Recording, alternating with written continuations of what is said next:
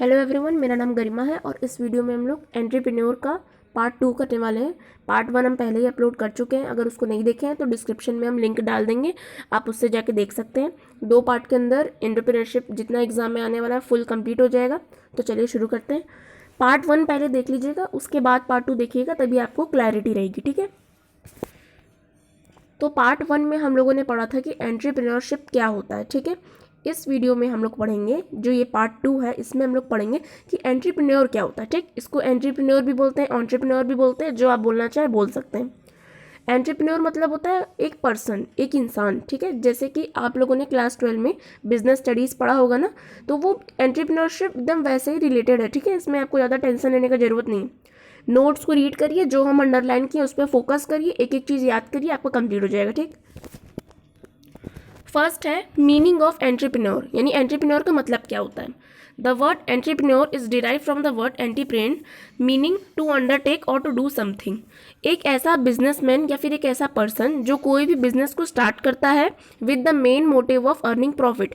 कोई भी व्यक्ति बिजनेस स्टार्ट करता है तो वो दान पुण्य के लिए नहीं करता, वो पैसा कमाने के लिए करता है। ठीक है, सबसे पहला मकसद होता है बिजनेस खोलने के लिए कि हमारा प्रॉफिट अर्न हो। ठीक, बिना प्रॉफिट के बिजनेस सर्वाइव नहीं कर पाएगा। तो इसमें यही बता रहा है कि एंटरप्रेन्योर मतलब जो कुछ स्टार्ट करे, कोई भी धंधा शुरू करे, उसको एंटरप्रेन्योर कहते हैं। ठीक, यहाँ पे एक डेफिनेशन है, इसको आप लोग याद कर सकते हैं, लिख सकते हैं इसको। In the words of Richard Cantillon, all persons engaged in economic activity are entrepreneurs. जो भी इकोनॉमिक एक्टिविटी में इंगेज्ड है, इकोनॉमिक एक्टिविटी कौन सी एक्टिविटी होती है जिसमें पैसा इन्वॉल्व होता है, यानी कोई भी व्यक्ति प्रॉफिट कमाने के लिए धंधा कर रहा है तो उसको एंटरप्रेन्योर कहते हैं। ठीक, अब देखिए इसके कुछ फीचर्स हैं, एक एंटरप्रेन्योर कैसा होता है। फर्स्ट है रिस्क टेकर, रिस्क बियरर या रिस्क टेकर। ठीक, यानी कि अब कोई भी धंधा इंसान खोल रहा है तो उसको कहीं ना कहीं रिस्क तो है ही कि पता नहीं उसका धंधा चले ना चले। फॉर एग्जांपल हम लोग ले लेते हैं कि किसी को फॉर एग्जांपल मोमोज का दुकान खोलना है। ठीक, अब इतना कंपटीशन है मार्केट में, तो ज़रूरी है कि उसका दुकान चलेगा, टेस्ट में ना अच्छा हो या कस्टमर का प्रेफरेंस ना अच्छा हो। ठीक है, तो रिस्क तो उसको लेना ही है कि धंधा चल भी सकता है, नहीं भी चल सकता, प्रॉफिट भी हो सकता है, लॉस भी हो सकता है। तो सबसे पहले तो उसको रिस्क बियरर बनना है। सेकेंड है रिसोर्स प्रोवाइडर। अब कोई भी धंधा करने से पहले हमें उससे रिलेटेड जितना भी चीज़ होता है, उसका ज़रूरत रहता है, तो उसको हमें कलेक्ट कर लेना होता है। ठीक है, जैसे कि मोमोज़ का दुकान खोलना है तो मोमोज से रिलेटेड हर सामान हमारे पास होना चाहिए, रिसोर्सेज जो भी हैं, एक स्टॉल होगा, रॉ मटेरियल होगा। ठीक है, ये सारी चीज़ें, पैकेजिंग करने के लिए प्लास्टिक, पन्नी, हर चीज़ हमारे पास होना चाहिए। थर्ड है हाई अचीवर। ठीक, उसके गोल ओरिएंटेड होना चाहिए, उसका जो मेन मोटिव है वो प्रॉफिट मैक्सिमाइजेशन तो होना ही चाहिए, लेकिन कस्टमर सेटिस्फेक्शन भी होना चाहिए। ठीक, फोर्थ है action oriented. Entrepreneurs are always oriented, he always expects a favorable situation for his business and therefore he runs his business successfully even when uncertainty happens। मतलब कि उसको अनसर्टेनिटी के पीछे ज़्यादा वो नहीं होना, अपने बिजनेस को उसको सक्सेसफुल रन करने के लिए जो भी करना है वो करेगा, और फिर उसके बाद कुछ भी हो जाए बिजनेस में, लेकिन उसको अपना पॉजिटिव माइंडसेट रखना ही रखना है। ठीक, फिफ्थ है डायनेमिक एजेंट। डायनेमिक एजेंट मतलब वो डायनेमिक होता है, उसको हर चीज़ ध्यान देना है, मार्केटिंग पे भी ध्यान देना है, सेल्स पे भी ध्यान देना है। ठीक, एंटरप्रेन्योर्स आर डायनेमिक एजेंट्स। ठीक, हर चीज़ उसको, एक एंटरप्रेन्योर क्या होता है बेसिकली बिजनेसमैन से इसलिए अलग होता है क्योंकि वो देखता है कि मार्केट में जिस चीज़ की डिमांड चल रही है उसको ले आएँ। जैसे अभी किस चीज़ की डिमांड है, फॉर एग्जाम्पल अभी एंटरप्रेन्योर की वीडियो की डिमांड है, तो हम ये वीडियो बना रहे हैं तो हमें पता है कि अभी किस चीज़ की डिमांड चल रही है। ठीक, तो जैसा डिमांड बाहर रहेगा, अगर हम लोग वैसे ही अपना बिजनेस करेंगे तो प्रॉफिट कमाने का बहुत चांस होता है। जैसे कि आजकल मोमोज इतना फेमस है, तंदूरी मोमोज, फ्राई मोमोज, इतना सारा मोमोज है, तो उस पर बिजनेस करेंगे तो चांस है कि बिजनेस आपका चल जाएगा। लेकिन आज के ज़माने में मान लीजिए आप कोई और बिजनेस करें जो उतना फेमस नहीं है और थोड़ा ओल्ड हो चुका है, मॉडर्न नहीं है, तो उस टाइम पे उसका चांस कम रहेगा कि वो चले ना चले। ठीक, इनोवेटर। इनोवेटर मतलब वो हमेशा कुछ ना कुछ नया करने की सोचता रहता है। ठीक है, वो चाहे तो अपनी ही चीज़ों को मतलब कुछ नया भी इनोवेट कर सकता है, इन्वेंट कर सकता है, या फिर पुरानी चीज़ को भी नया कर सकता है।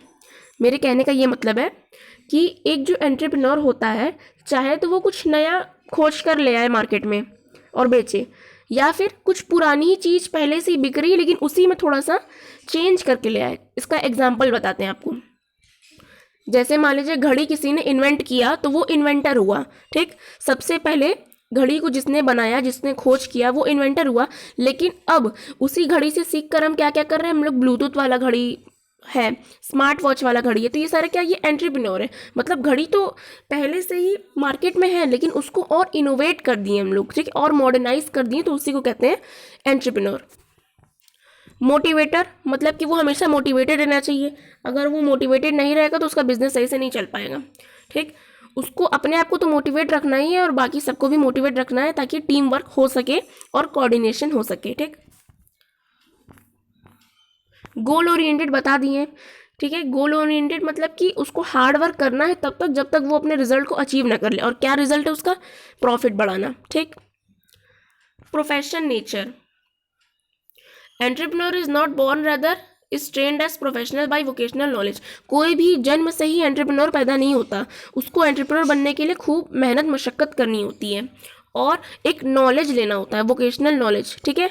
हम लोग भी इतना सब पढ़ रहे हैं तो एक नॉलेज हम लोग गेन कर रहे हैं तभी हम लोग कुछ बन सकते हैं। कोई भी बाय बर्थ कोई चीज़ बन के नहीं आता, ठीक। अब देखिए नेक्स्ट टॉपिक है फंक्शंस ऑफ एंटरप्रेन्योर।